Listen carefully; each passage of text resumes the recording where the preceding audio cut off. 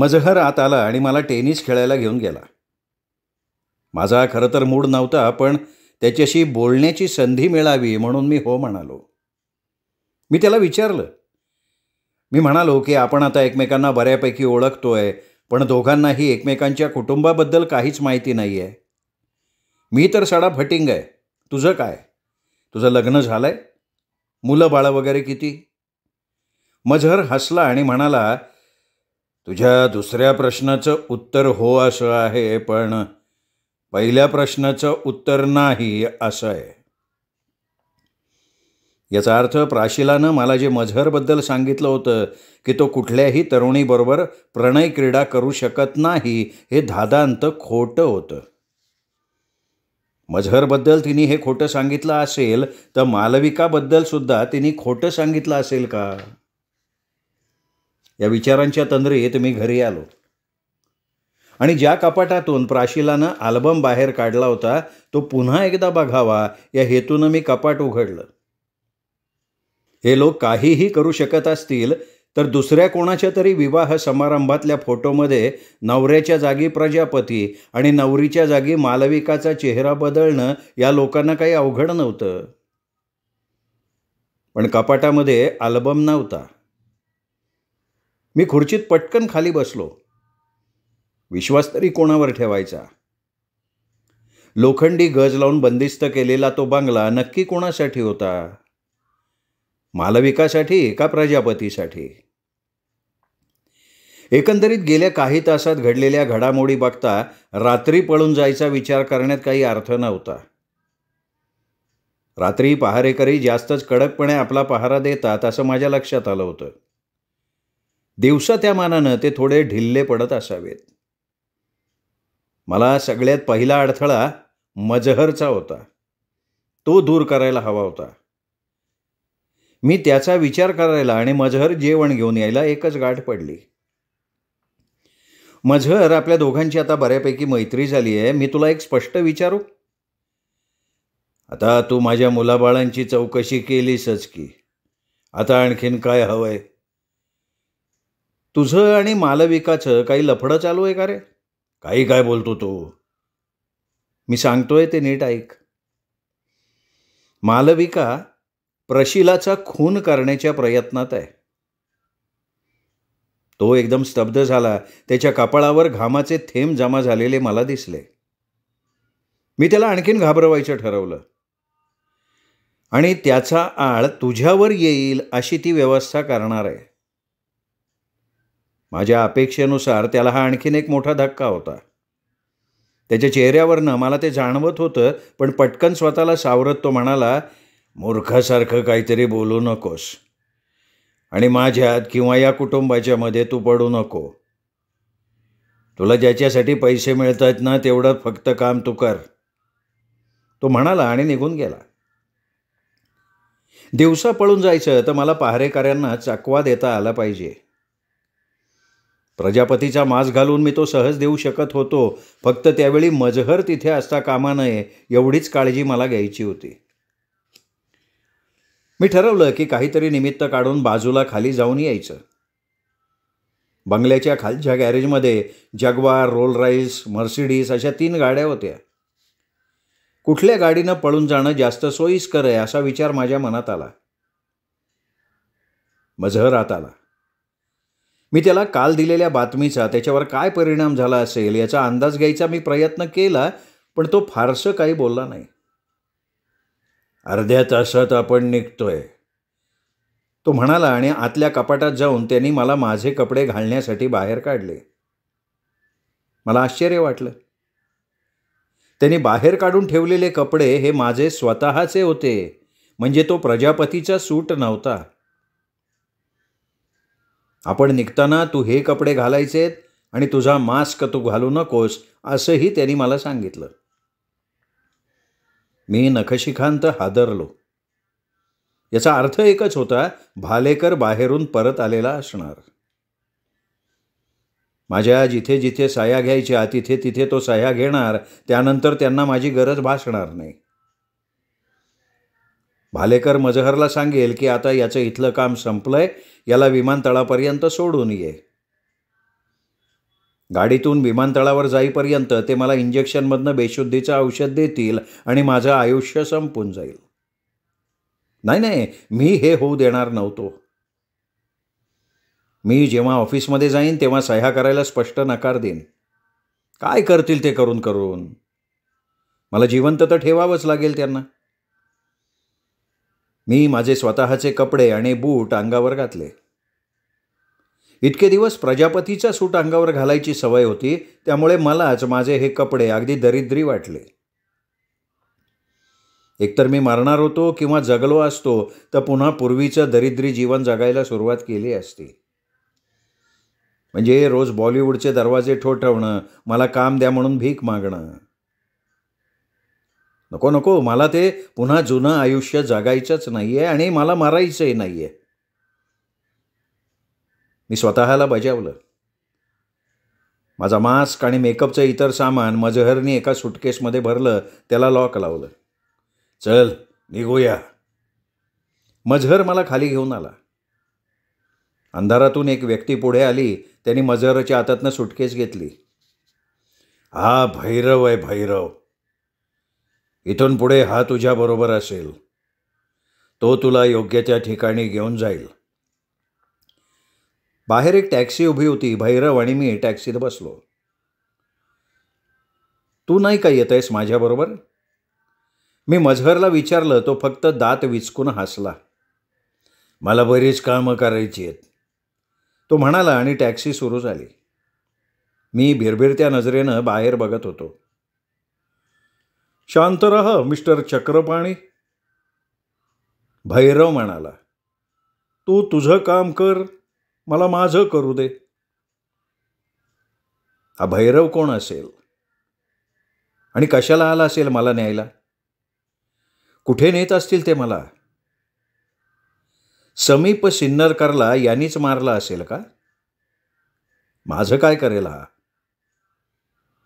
Taxi शहराच्या दिशेनं चालायला लागली. चालत्या टॅक्सीमधून उडी मारून आपली सुटका करून घ्यावी का, माझ्या मनात विचार आला.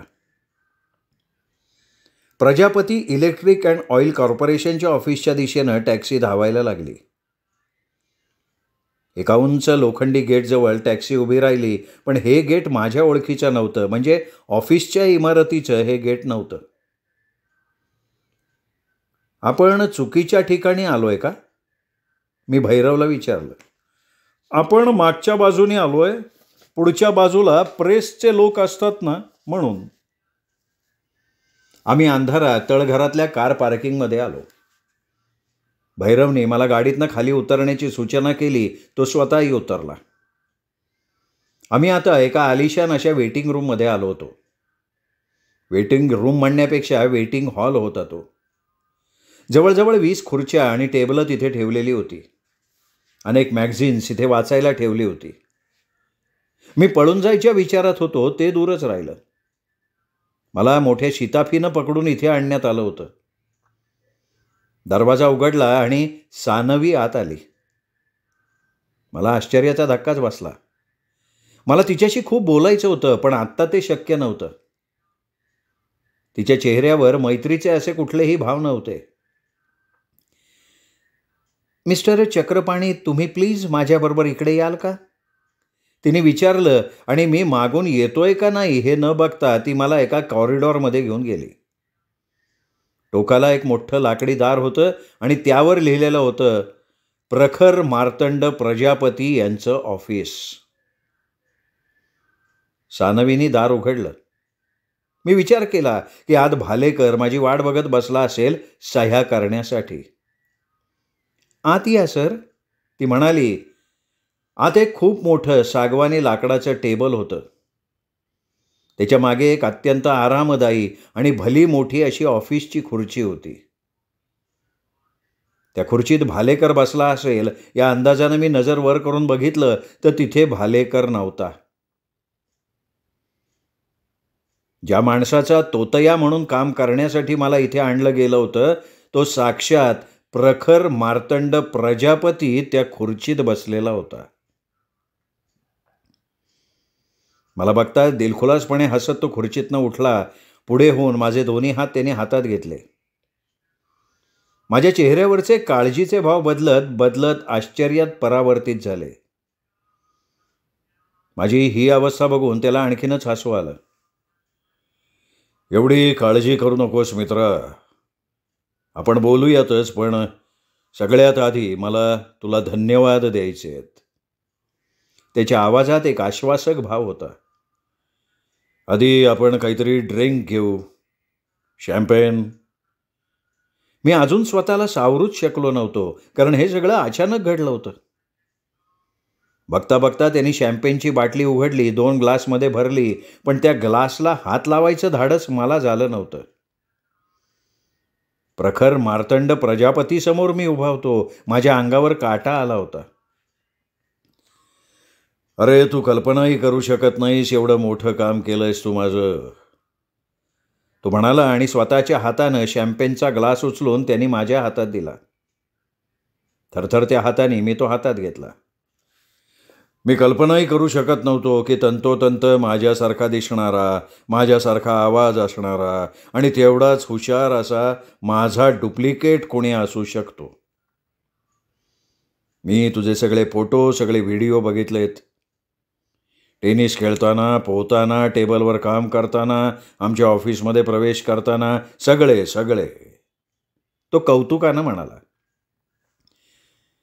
अमोघ अंधारेशी फोनवर बोलतानाचा तुझा आवाज सुद्धा मी ऐकलाय. अरे, जणू काही मीच बोलत होतो त्याच्याशी. Thank you sir, thank you. मला ज्या कामासाठी इथे आणलं होतं त्या कामाबद्दल तुम्ही समाधानी आहात याचा मला आनंद आहे. समाधानी? अरे, हा फार साधा शब्द झाला तुझ्या कामाचं वर्णन करायला. तू माझ्या किती उपयोगी पडलायस आणि माझे किती पैसे तू वाचवलेस याची तू कल्पनासुद्धा करू शकणार नाहीस चंद्रहास. बोलता बोलता तो एकेरीवर येऊन माझा उल्लेख माझ्या नावानं करायला लागला. याचा मला वेगळाच आनंद होत होता. हे सगळं अविश्वसनीय आहे बरं. अरे, ज्या पद्धतीनं तू प्रेस रिपोर्टरना फसवलंस, माझ्या जुन्या स्वयंपाक्याला फसवलं, ड्रायव्हरला फसवलंस, अक्षरशः हे अशक्य आहे. तुझ्याशिवाय हे मोठं डील करायला मी अबुधाबीला जाऊ शकलो नसतो. अबुधाबीमध्ये माझ्या डीलचं स्वरूपच असं होतं की तिथे मी वैयक्तिक जाणं आवश्यक होतं, पण त्याच वेळेला मी इथे या शहरातही असणं आवश्यक होतं. कारण तेवढंच महत्त्वाचं आणि अर्जंट डील मला इथे करायचं होतं, आणि तेही आपल्या इथल्या सरकारशी. त्यासाठी मला तुझी मदत हवी होती. दोन्ही ठिकाणी डीलचं स्वरूप काय होतं हे मी तुला नाही सांगू शकणार, मला माफ कर, कारण तो आमच्या व्यवसायाच्या गोपनीयतेचा भाग आहे. पण एवढंच सांगतो की तुझ्या रूपानं मी एकाच वेळेला अबुधाबीमध्ये आणि इथे या शहरात उपस्थित राहू शकलो, आणि त्यामुळे माझा हजारो कोटीमध्ये फायदा झालेला आहे. तुझ्याबरोबर एकत्र दारू पिऊन आणि तुला खायला प्यायला घालून तू आमच्या कंपनीवर केलेल्या उपकाराची परतफेड होणार नाही याची मला जाणीव आहे, आणि म्हणूनच मी तुला आमच्यातर्फे एक ऑफर देतोय. मी तुला 2 पर्याय देतो. इथल्या आणखीन काही कागदपत्रांवर सह्या झाल्यानंतर एक तर तुला आम्ही पूर्ण मोकळं करू, तू तुझ्या गावाला जाऊ शकशील आणि तिथे तू तुझा जुना व्यवसाय किंवा नोकरी करू शकशील. पण माझी इच्छा आहे ती वेगळीच आहे, आणि तो माझा प्रस्ताव आहे. मी तुला इथे आमच्या कंपनीत एका चांगल्या पगारावर नोकरीची ऑफर देतो. तुझ्या कामाचं स्वरूप जसं आत्ता आहे तसंच राहील. म्हणजे गरज भासेल तेव्हा तू माझा तोतया म्हणून इथे वावरणार आहेस, पण हे काम सतत नसेल. जेव्हा गरज असेल तेव्हा ते करावं लागेल. इतर वेळेला मी तुला काहीतरी हलकं फुलकं ऑफिसचं काम देईन. तू माझा पर्सनल असिस्टंट या पोस्टवर राहशील. तुला एक स्वतंत्र केबिन देण्यात येईल. तू तिथून कोणालाही फोन करायला किंवा बाहेर कुठेही जायला मोकळा असशील. त्यासाठी तुला कारची सोय करून देण्यात येईल. तुझ्या हाताखाली 2 सहाय्यक असतील. तुला महिना 5 लाख रुपये पगार दिला जाईल. अर्थात त्यावर आवश्यक तो इन्कम टॅक्स कापून उर्वरित रक्कम तुला दिली जाईल. तुला एक छोटंसं घरसुद्धा आम्ही राहायला देऊ. मी मुग्ध झालेलो होतो. तुम्हाला तुझा होकार किंवा नकार लगेच कळवू नकोस. पण तू गमावण्याजोगा नाही आहेस. तू जिथे काम करणार आहेस ते ऑफिस कसं आहे, घर कसं आहे ते तुला आधी दाखवतो. तुला आम्ही कुठली कार देणार आहोत ती तुला दाखवतो. तू हो म्हणालास तर आपण लगेच तसं अपॉइंटमेंट लेटर तुला द्यायची व्यवस्था करू. 7 वर्षांसाठी हा करार केला जाईल. त्याच्या आधी तुला करार मोडायचा असेल तर तू आम्हाला 3 महिन्याआधी नोटीस देणं गरजेचं असेल. आमच्याकडून हा करार रद्द करण्याचा अधिकार कुणालाही असणार नाही, अगदी मला सुद्धा. आणि सगळ्यात महत्त्वाचं म्हणजे जेव्हा तुला इथे काम नसेल आणि तुला बाहेर जायचं असेल तेव्हा तू तुझ्या मित्रांना, नातलगांना भेटू शकशील. त्यावेळेला ते तुझं नेमकं काय काम आहे ते विचारतील आणि तू माझा पर्सनल असिस्टंट आहेस एवढंच त्यांना सांगायचं. बाकी इथल्या कामाच्या तुझ्या स्वरूपाबद्दल बाहेर काहीही वाच्यता करायची नाही, एवढीच माझी अट आहे किंवा माझी अपेक्षा आहे असं समज. आणि बोलता बोलता त्यांनी इंटरकॉमवरनं सानवीला बोलवून घेतलं. ही बाया माझी सेक्रेटरी आहे. ती तुला तुझी केबिन दाखवेल, तुझी कार दाखवेल, तुझं राहतं घर दाखवेल. तुझ्या इथल्या नेमक्या कामाच्या स्वरूपाबद्दल माझ्या व्यतिरिक्त स्वतः भालेकर आणि मजहर एवढ्याच लोकांना माहिती आहे. आणि अर्थात माझी आई प्राशीला. तुझा होकार किंवा नकार काहीही असो, आम्ही तुला जे काही देऊ केलं आहे ते एकदा बघून घे. आज संध्याकाळपर्यंत विचार कर. आज संध्याकाळी 6 वाजेपर्यंत तू तुझा निर्णय आम्हाला कळवू शकशील का? प्रजापतींनी विचारलं. भीतीने पायात गोळा येतो हे मी अनुभवलं होतं, पण अतिआनंदानं सुद्धा तसंच होतं याचा अनुभव मी घेतला. काय ऑफर होती साला. खुनाची भीती नाही, पैशाची चिंता नाही. येस सर एवढंच मी प्रजापतींना बोलू शकलो आणि सानवीबरोबर बाहेर पडलो. त्यानंतर सानवीने मला देण्यात आलेली छोटीशी पण टुमदार बंगली, त्या आवारात ठेवलेली माझी कार, माझी केबिन सगळं काही दाखवलं. तू गमावण्याजोगा नाही आहेस हे माझ्या मनात प्रजापतीचं वाक्य पुन्हा पुन्हा घुमत होतं. तो म्हणत होता ते माझी स्तुती करण्यासाठी नव्हतं. अबुधाबीमधल्या करारासाठी समक्ष हजर राहणं आणि त्याचवेळी इथल्या सरकारशी एक करार करण्यासाठी इथेही हजर असणं याचं प्रजापतीच्या दृष्टीनं खूप महत्त्व होतं. वेळेची किंमत मोजत होता तो. त्याच्या व्यवसायाच्या विस्तारासाठी पुन्हा पुन्हा अशी वेळ येणार होती आणि अशी संधी हाडाचा बिझनेसमन सोडणार नव्हता. आणि त्यामुळेच माझ्याशी तो 7 वर्षांसाठी करार करायला तयार झालेला होता. त्याच्या प्रचंड मोठ्या संपत्तीच्या तुलनेत त्यांनी मला देऊ केलेला पगार आणि इतर सुविधा म्हणजे त्याच्या खिचगणतीत सुद्धा नव्हत्या. मी हा प्रस्ताव न स्वीकारणं म्हणजे माझा वेडेपणा ठरला असता. माझ्या नवीन आयुष्याची सुरुवात होत होती. सर्वात प्रथम मी बँकेत फोन लावला आणि त्यांना सांगितलं की मला पैसे काढायचे आहेत, तर माझ्या खात्यात जमा असणाऱ्या 35,000पैकी 15,000 इथल्या दुबई शाखेत त्यांनी वर्ग करावेत. 15-20 मिनिटात ते जमा झाले आणि मी बँकेत जाऊन रक्कम काढली. या सगळ्यातनं हे लक्षात आलं होतं की प्रजापतींनी त्याचा शब्द पाळला होता. मला कुठेही फोन करता येईल, मला बाहेर जाता येईल असं तो म्हणाला होता आणि तसं खरंच झालेलं होतं. माझ्या होकाराची वाट न बघता त्यांनी ही व्यवस्था केलेली होती. मला उद्या नवीन कपडे आणि इतर गोष्टी खरेदीसाठी ही रक्कम लागणार होती. बरोबर 5:45 वाजता मी प्रजापतीला भेटायला गेलो. बाजूला भालेकर उभा होता. माझा चेहरा त्याला बघून बदलला. प्रजापतींनी ते हेरलं. चेहरा असा का दिसतोय तुझा चंद्रहास? त्यांनी मला विचारलं, पण त्याचा स्वतःचा चेहरा सुद्धा तणावपूर्ण वाटत होता. नाही मी ठीक आहे. काय निर्णय ठरलाय तुझा? मी तयार आहे तुमच्याबरोबर काम करायला. आणि क्षणात प्रजापती तणावमुक्त झाला. क्या बात है, क्या बात है. माझी खात्री होती अरे मी आधीच भालेकरला सांगितलं होतं की 7 वर्षांसाठी तुला माझा पर्सनल असिस्टंट म्हणून नियुक्त केल्याबाबतचा करार तयार कर आणि इकडे घेऊन ये म्हणून. प्रजापती म्हणाला आणि त्यांनी भालेकरला खूण केली. भालेकरनी आपल्या ब्रीफकेसमधनं एक हिरवट रंगाचा लेजर पेपर काढला, मला वाचायला दिला. त्यावर माझ्या नियुक्तीबाबत तपशील लिहिलेला होता. जे जे प्रजापतीनं सांगितलं होतं ते सगळं लिखित स्वरूपात होतं.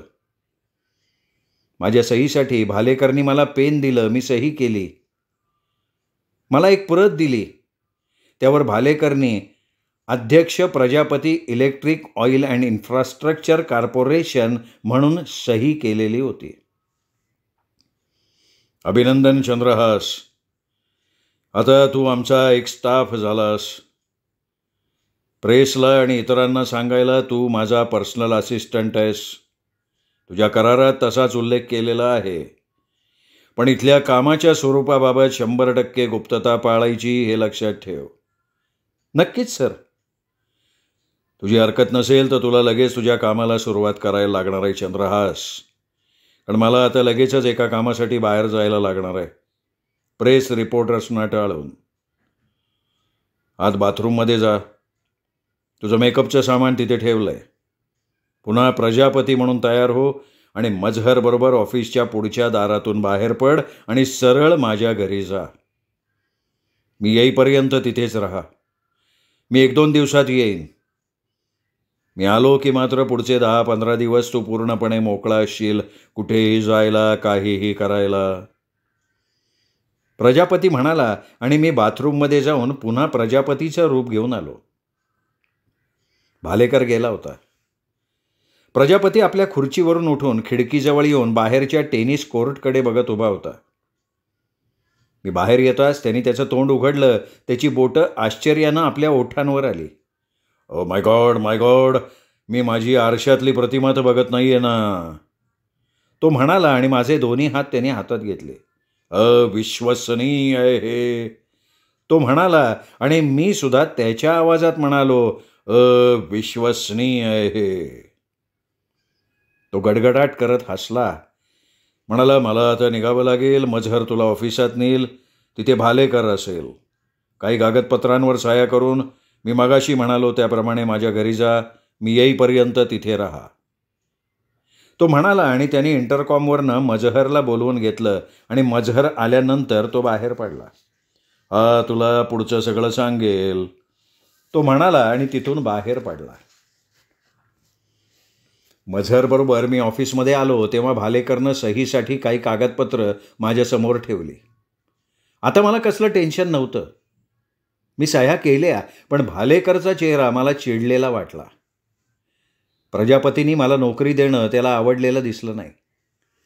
सह्या घेतल्यावर तो काही न बोलता तिथनं निघून गेला. मजहर मला घेऊन प्रजापतीच्या बंगल्यात आला. वाटेत आम्हाला प्रेस रिपोर्टरनी गाठलं, पण मला आता त्याची सवय झाली होती. सुरक्षा रक्षकांनी त्यांना योग्य अंतरावर अडवून धरलं.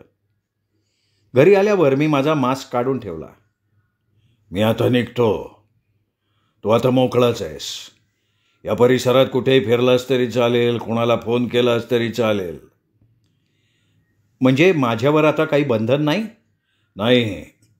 मी म्हणालो नव्हतो का तुला तू वाचशील म्हणून. तू आता आपल्या कंपनीचा सदस्य झालास.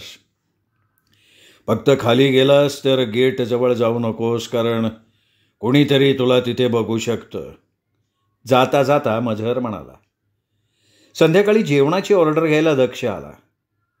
मी त्याला काय हवंय ते सांगितल्यावर त्याने विचारलं, तुम्ही खाली डायनिंग हॉलमध्ये जेवायला येणार का इथेच तुमच्या सूटमध्ये? प्राशिला मॅडम खाली येणार आहेत? मी त्याला विचारलं. नाही, त्या त्यांच्या खोलीतच घेणार आहेत. आणि मालविका? त्यासुद्धा त्यांच्याच खोलीत. मग मी पण इथेच. जेवण येईपर्यंत वेळ होता. माझं आयुष्य कुठून कुठे गेलं आहे. एखादं पुस्तक लिहिलं पाहिजे या आयुष्यावर, किंवा डायरी तरी. अगदी मला प्रथम रुधिराचा फोन आला की प्रीतम कपूरनं मला बोलवून घेतलंय इथपासून आजच्या या क्षणापर्यंत. आणि पुढे काय घडत जाईल ते वाढवलं पाहिजे त्यात. माझ्या मनात विचार आला, पण सुरुवात करायला मूड नाही आला. रात्री 8:30 वाजता दक्ष जेवणाची ट्रॉली घेऊन आला. मी शांतपणे जेवण केलं आणि टेरेसवर सिगरेट ओढत बसलो. चंद्र उगवला होता, मोठा होता. प्राशीला म्हणाली होतीस ना की 1-2 दिवसात पौर्णिमा असणार. पौर्णिमा म्हणजे मालविकाची मानसिकता ढासळणार का? प्राशीला म्हणाली ते खरं आहे का हे कळेल की. रात्र चढायला लागली, पण मला झोप येत नव्हती. अंथरुणावर वाचत पडून राहिलो. ग्लानी कधी आली कळलं नाही, मध्येच जाग आली. कशामुळे जाग आली याचा विचार करत असताना समोर मालविका उभी दिसली. मला बोलायचं आहे तुझ्याशी, ती जवळ येत म्हणाली. भालेकर आलाय, तुला भेटला असेल ना, काय हवं होतं त्याला? काय फक्त पेपरवर सह्या करायच्या होत्या. माझ्याबद्दल काय बोलला तो? तुझा विषयच नाही ना झाला काही. ओ, प्रखरची तब्येत अजूनच बिघडली आहे म्हणे, मला सुद्धा भेटायला देत नाही आहेत. माझ्या खोलीच्या बरोबरवरची खोली त्याची आहे. रात्रभर तो फिरत असतो खोलीत, कारण सारखे मला पावलांचे आवाज येतात ना. मी मागच्या आठवड्यात त्याला शेवटचं पाहिलं तेव्हा तो एखाद्या पुतळ्यासारखा निश्चल पडून होता. मला ओळखलं पण नाही त्याने. त्यानंतर मी त्याला नाही भेटू शकले.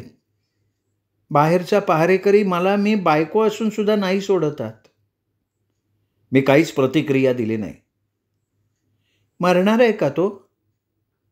आणि तो गेला तर ती थेरडी सगळा पैसा हडप करेल. तू बोलत का नाही आहे? 2 कोटी देते ना मी तुला, मला मदत कर की. ती किंचाळत होती. मला प्राशिलाचे शब्द आठवले. पौर्णिमा जवळ येते तसतशी ती जास्त निराश, आक्रमक आणि वेडसर होते. ही बॅत कधी जाते असं मला झालं होतं. मी तिला हाताला धरलं, दरवाजाजवळ नेलं. आपल्याला इथे कोणी बघितलं तर धोकादायक ठरू शकतं असंही तिला सांगितलं. हे बघ, मी पुन्हा उद्या रात्री येईन चंद्रहास. फक्त मीच खरं बोलतेय तुझ्याशी. प्राशीला तुला माझ्याबद्दल चुकीचं सांगतेय. ते मला मारू शकतात, तुला सुद्धा मारू शकतात ते. जाता जाता ओरडून ती बाहेर पडली. कुणावर विश्वास ठेवू आणि कुणावर नको असं मला झालं होतं. माझ्या डोळ्यासमोर समीप सिन्नरकर आणि गंधार गोवंडे दोघांचे चेहरे येऊन गेले. दोघी जणी मला सांगू बघत होत्या की माझा जीव धोक्यात आहे. ती लोखंडी गज बसवलेली खोली नक्की कोणासाठी होती? मालविका का प्रजापती? प्रजापतीशी तर मी आत्ता बोललो होतो. मग मालविकाला ऐकू येत असलेले पायांचे आवाज कोणाचे? तिथे आणखीन कोणी कैदी होता का मालविकाचा भ्रम होता? मला शोधूनच काढायचं होतं. एव्हाना रात्रीचे 2 वाजले होते. मी बेडरूममधनं हॉलमध्ये आलो. दाराची मूठ उघडतीये का बघितलं, दार उघडं होतं. याचा अर्थ प्रजापतींनी सांगितल्याप्रमाणे मी आता बाहेर कुठेही जाऊ शकत होतो.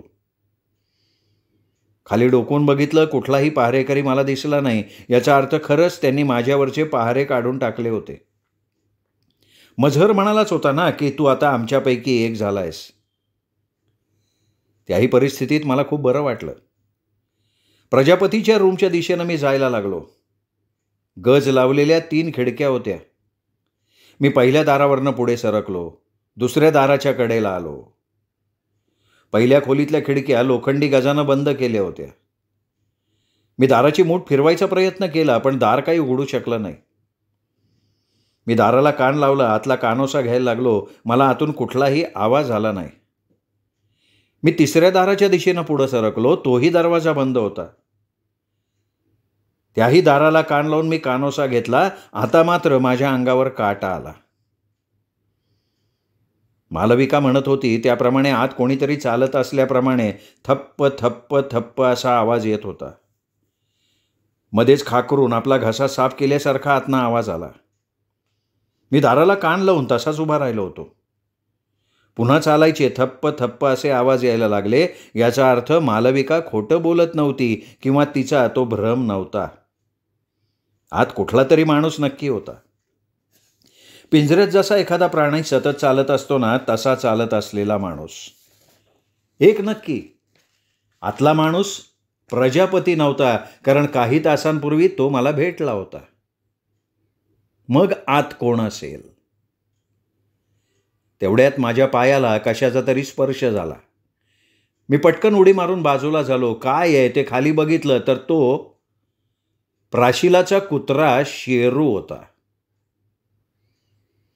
पुढचा कुठलाही धोकादायक प्रसंग टाळण्यासाठी मी पुन्हा माझ्या बेडरूममध्ये येऊन झोपलो. झोप लागणं शक्य नव्हतं. तिथे आतमध्ये कोण माणूस असेल याचा विचार माझं मन करत होतं.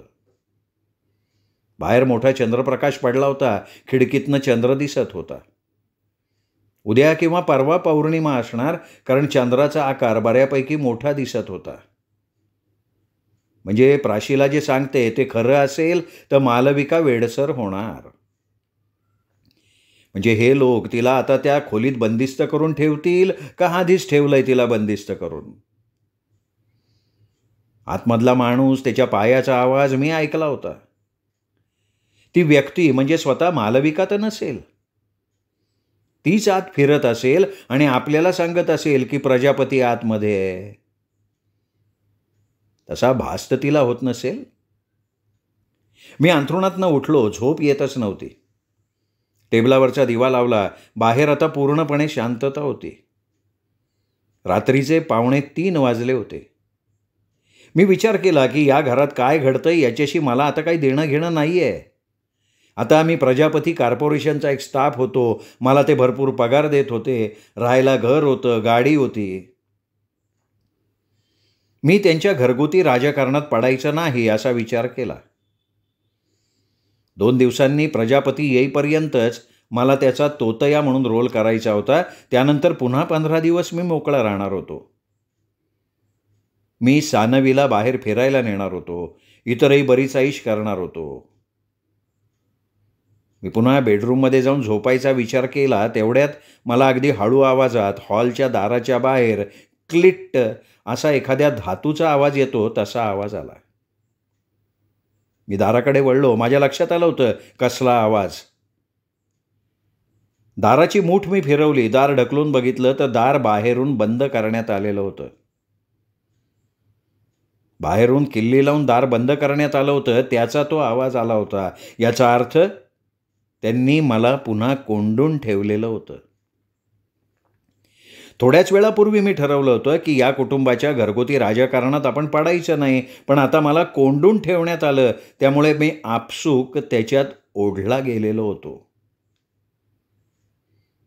बाहेर शांतता पसरली. पुन्हा काय करावं याचा विचार करत असताना अचानक मला एका स्त्रीची किंकाळी ऐकू आली. श्रोते हो, तुम्ही ऐकताय अभय बापट लिखित तोतया ही कादंबरी. आज या कादंबरीचा 6वा भाग आपण ऐकलात. 7वा भाग ऐकण्यासाठी उद्या भेटूयात दीपक रेगे कथाकथन चॅनलवर. तोपर्यंत नमस्कार श्रोते हो.